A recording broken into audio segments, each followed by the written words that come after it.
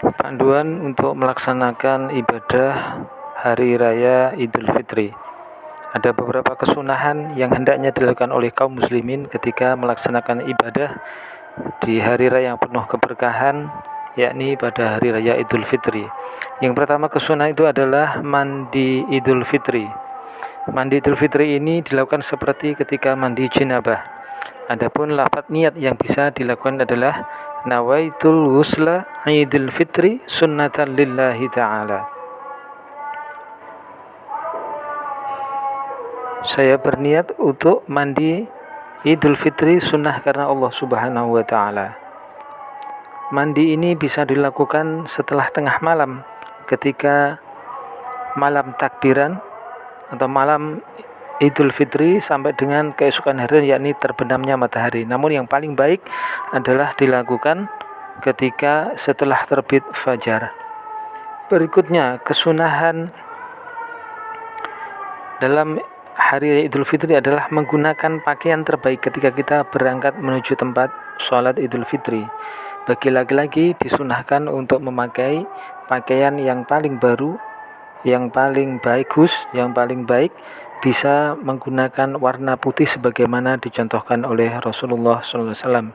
Adapun kepada para wanita atau ibu-ibu bisa menggunakan pakaian atau baju dengan warna gelap. Berikutnya, sunnah Idul Fitri adalah bagi laki-laki memakai parfum, sedangkan yang perempuan tidak disunahkan untuk memakai parfum. Sunnah yang keempat adalah makan terlebih dahulu sebelum berangkat menuju tempat sholat. Sunnah yang kelima adalah jalan kaki ketika kita menuju ke tempat ibadah sholat Idul Fitri. Nomor 6, kesunahan ibadah hari Idul Fitri adalah memperbanyak takbir, tahmid dan tahlil ketika menuju tempat ibadah sekaligus sebelum melaksanakan sholat Idul Fitri. Sunnah yang ketujuh adalah mengambil jalan yang berbeda ketika berangkat dan pulang.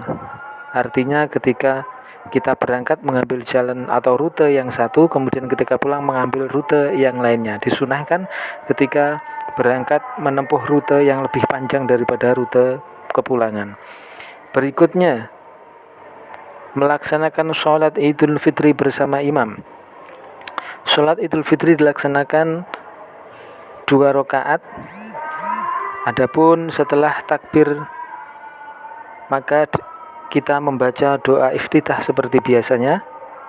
Kemudian setelah itu takbir 7 kali, di antara takbir membaca subhanallah walhamdulillah wala ilaha illallah wallahu akbar.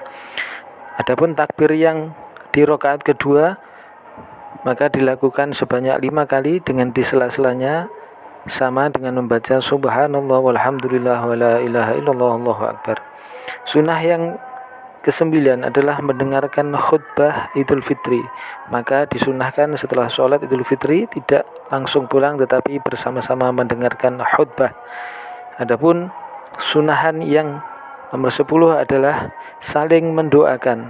Salah satu doa yang dicontohkan salafun shalih kepada kita semuanya adalah dengan membaca taqabbalallahu minna wa minkum. Mudah-mudahan Allah menerima ibadah kita dan ibadah Anda sekalian.